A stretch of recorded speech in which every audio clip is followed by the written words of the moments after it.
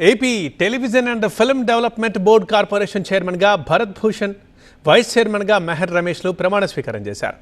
ఈ కార్యక్రమానికి మంత్రి కందుల దుర్గేష్తో పాటు బాలకృష్ణ హాజరయ్యారు. ఏపీలో అపారమైన సహజ అందాలు ఉన్నాయని, షూటింగ్స్, ఇతర సదుపాయాలు కల్పించేందుకు ప్రభుత్వం చిత్తశుద్ధితో ఉందని అన్నారు భరత్ భూషణ్. మరింత సమాచారం మా అసోసియేట్ ఎడిటర్ ఈశ్వర్ అందిస్తారు. ఈశ్వర్, ఆంధ్రప్రదేశ్లో ఫిల్మ్ షూటింగ్లని పెద్ద ఎత్తున చేయాలని, ఫిల్మ్ షూటింగ్లకి ఏపీని హబ్గా చేయాలన్న ప్రభుత్వం వేగంగా ముందుకు వెళ్తుంది. అందులో భాగంగానే ఫిల్మ్ డెవలప్మెంట్ కార్పొరేషన్ సంబంధించి కమిటీని ఏర్పాటు చేసింది. కమిటీ చైర్మన్గా భరత్ భూషణ్ని నియమించింది. సార్, ఫస్ట్ రియాక్షన్ ఏంటి మీది? ఈరోజు బాధ్యతలు తీసుకున్నారు. మొదటిగా దీని మీద రెస్పాండ్ అవ్వాలంటే చైర్మన్గా ఎలా రెస్పాండ్ అవుతారు? చంద్రబాబు నాయుడు గారు ఎంతో ఆలోచించి, చంద్రబాబు నాయుడు గారు, పవన్ కళ్యాణ్ గారు, కందుల దుర్గేష్ గారు, బాలకృష్ణ గారి సారథ్యంలో ఎంతో నమ్మకంతో నాకు ఈ పదవి అప్పచెప్పారండి. వాళ్ళ ఆలోచనల్ని, వాళ్ళ ఆశయాల్ని నా శ్రాయశక్తిలో కంప్లీట్ చేస్తాం. మాకు అంటూ వాళ్ళ డైరెక్షన్లో ఒక విజన్ ఉంది.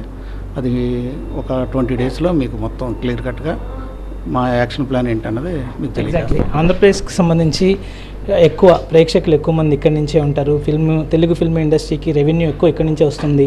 థియేటర్స్ ఎక్కువ ఇక్కడి నుంచే ఉంటాయి. లేకపోతే ప్రొడ్యూసర్స్ కానీ ఎక్కువ మ్యాన్ పవర్ కూడా ఇక్కడి నుంచి, ఆంధ్రప్రదేశ్ నుంచి ఉన్న వాళ్ళే ఎక్కువగా, హైదరాబాద్లో కూడా సెటిల్ అయిన వాళ్ళు ఎక్కువ ఉన్నారు. కానీ ఆంధ్రప్రదేశ్లో షూటింగ్లు జరగడం లేదు. దానివల్ల ఇండస్ట్రీ ఇక్కడ యూత్కి ఎంప్లాయ్మెంట్కి సంబంధించి కావచ్చు, లేకపోతే రెవెన్యూకి సంబంధించి కావచ్చు, ఇక్కడ నుంచి ఇండస్ట్రీకి రెవెన్యూ వెళ్తుంది కానీ ఇండస్ట్రీ నుంచి ఇక్కడికి రావట్లేదని ఒక పెద్ద ఎత్తున కంప్లైంట్ ఉంది ఇక్కడ.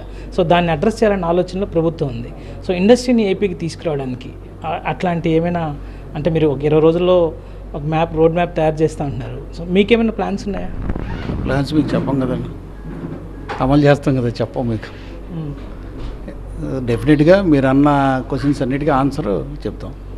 ఇప్పటివరకు మీరు ఎగ్జిబిటర్గానే చూసారు ఇండస్ట్రీలో. సో ఇప్పుడు డిస్ట్రిబ్యూటర్గా, ఇప్పుడు ఒక చైర్మన్గా, అంటే అన్నింటినీ కలుపుకొని ముందుకు వెళ్ళాల్సిన నేపథ్యంలో ఎలా చూడబోతున్నారు? అందరినీ కలుపుకొని, ఎందుకంటే పర్టికులర్గా మీకు సంబంధించే ప్రొడ్యూసర్స్కి, డిస్ట్రిబ్యూటర్స్కి, ఎగ్జిబిటర్స్కి మధ్య కొన్ని గ్యాప్స్ ఉన్నట్టుగా ఇటీవల రెగ్యులర్గా చూస్తున్నాం. సో ఇవన్నీ చిన్నగా కావచ్చు. సో వీటన్నిటిని అడ్రస్ చేయబోతున్నారా? ఈ చైర్మన్ కంటే ముందు నేను తెలుగు ఫిల్మ్ ఛాంబర్ ప్రెసిడెంట్ చేశాను. అందుకని ఈ 4 సెక్టార్లతో నాకు మంచి అనుబంధం ఉంది. మీరు అనుకుంటున్న ఏ గ్యాప్లు లేవు. మీరు అనుకున్న సమస్య తీరిపోయే ఉంది. త్వరలో మీరే చూస్తారు. అసలు సమస్య అన్నది లేదు.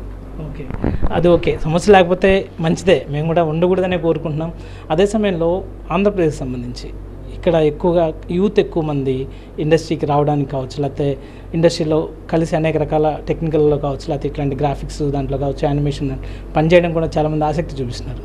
సో ఇక్కడికి లొకేషన్స్ని ఎక్కువ ఉన్నప్పటికీ కూడా వాటిని డెవలప్ చేయడానికి కావచ్చు, లేకపోతే మిగతా ఇక్కడి నుంచి హైదరాబాద్ లాంటి చోట్ల అయితే పెద్ద ఎత్తున రామోజీ ఫిల్మ్ సెంటర్ లాంటి ఇన్ఫ్రాస్ట్రక్చర్ అక్కడ ఉంది. సో ఇక్కడ ఇన్ఫ్రాస్ట్రక్చర్ చేయడానికి ఆంధ్రప్రదేశ్తో గవర్నమెంట్తో అన్న మాట్లాడి చేసే అవకాశం ఉంటుంది. మీకు ఇందాక ఫస్ట్ స్టార్టింగ్ చెప్పింది అదే, ఒక 20 డేస్ ఆగండి, మాస్టర్ ప్లాన్ చెప్తామని.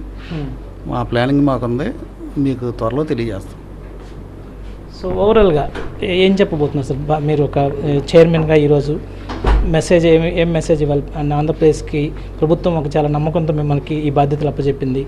ప్రభుత్వానికి కానీ లేకపోతే ఆంధ్రప్రదేశ్ ప్రజలకి భవిష్యత్తులో మీ టర్మ్లో ఎట్లాంటి అచీవ్మెంట్స్ని మీరు తీసుకురాబోతున్నారంటే? డెఫినెట్గా చంద్రబాబు నాయుడు గారు, పవన్ కళ్యాణ్ గారు, బాలకృష్ణ గారి ఏ ఆలోచనలతో నన్ను నియమించారో వాటిని ఆ అడుగులోనే ముందడుగు వేస్తాం. డెఫినెట్గా త్వరలో మీకు రిజల్ట్స్ చెప్తాం. ఇప్పుడు స్టార్టింగ్ ఇప్పుడు ఏం చెప్పలేం. మా ప్లానింగ్ మాకు. Thank you sir. వెంకట్తో ఈశ్వర్, TV9 విజయవాడ నుంచి.